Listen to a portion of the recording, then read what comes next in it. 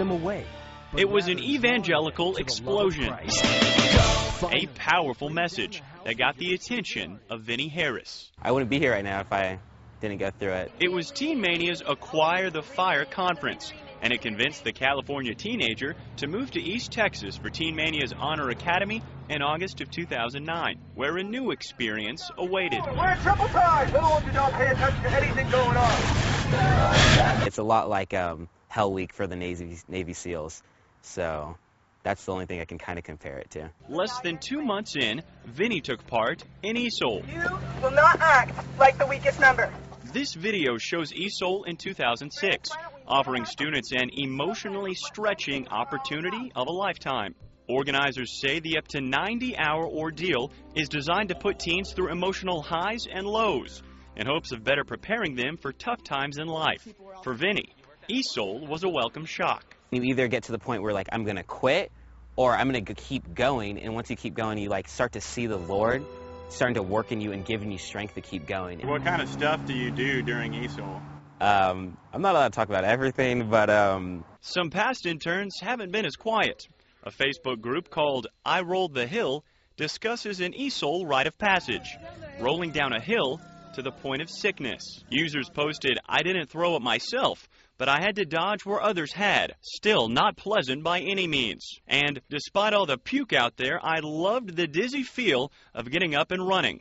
More like limping up the hill." Even Vinnie had his own less than pleasant ESOAL moment, getting an infection halfway through. mine was like on my leg, and then like had like this weird rash thing going on all the way through my back. It was weird.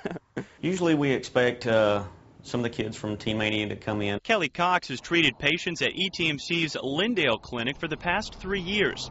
He doesn't know what ESOAL stands for, but he's seen what it does. Last year we had the bus come by and drop about 10 patients off, and so we were able to, luckily we had an additional building next door where we could open them up. Kelly says injuries range from cuts and bruises to more serious sprains and infections, symptoms the current SWAT medic immediately recognized. When I went through the SWAT Academy, we had very similar injuries going through water, exposure to the elements, cold, hot, and exhausting your body. I'm a pretty tough person mentally, so it's like, well, I can handle anything. Michelle Weiss thought her body was ready for ESOAL. She was focused on finishing, as she watched others quit or ring out, unable to continue. One of my roommates who passed out during ESOL and was carried into the showers and washed off, she had nightmares. Almost 2 days in, Michelle faced a nightmare of her own.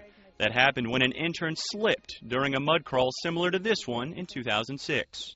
He fell on top of my leg and my knee pulled out of socket. The moment that I stepped, I took, 2 or 3 steps before my knee popped back into place. Michelle described the painful time in her Teen Mania journal a week later, but kept the details of her visit to ESOAL's medical tent to herself until now. He looked at my knee, put ice on it, and walked away. 20 minutes later, he came back, said, "Do I want to continue? Do I want to continue ESOL?" Michelle said no, and got her chance to ring the bell.